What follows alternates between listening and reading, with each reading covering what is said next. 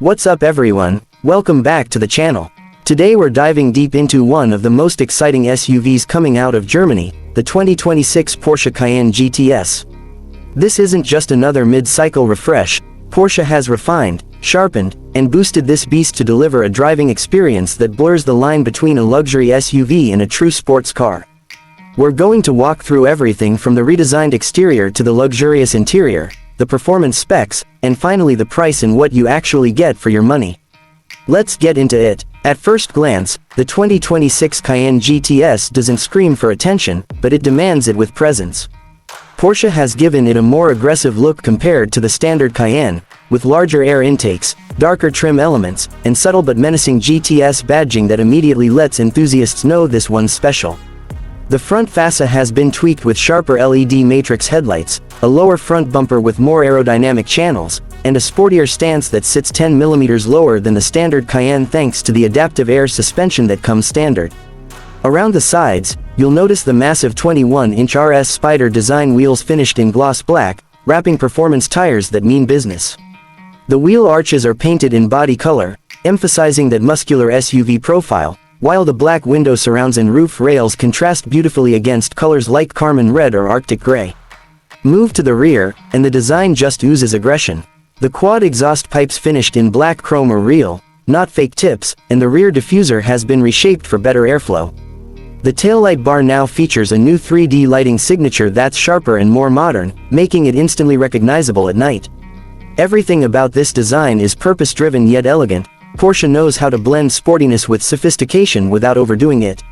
Step inside, and the Cayenne GTS continues to impress.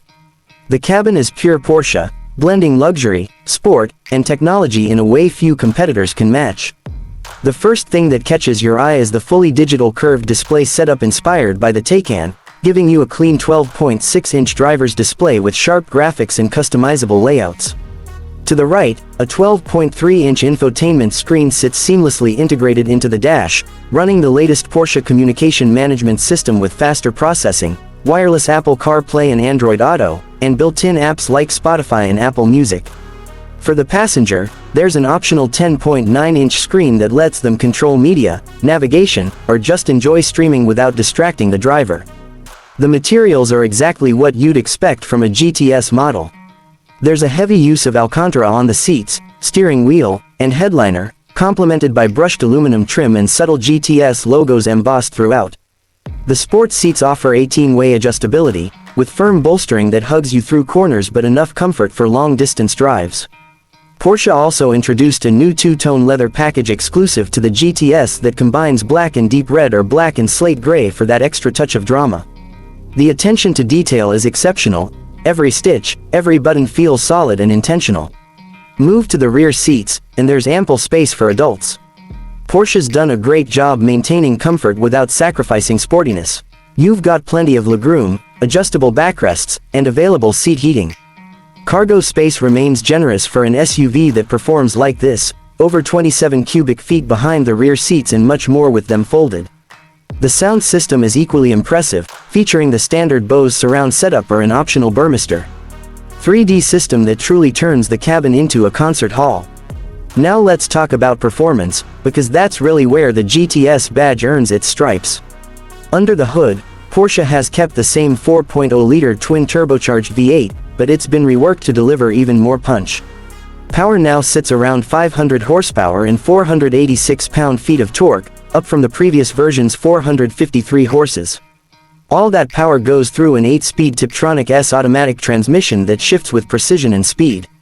The GTS sends power to all four wheels via Porsche's advanced all-wheel drive system, and the result is nothing short of breathtaking for something that weighs over 2 tons.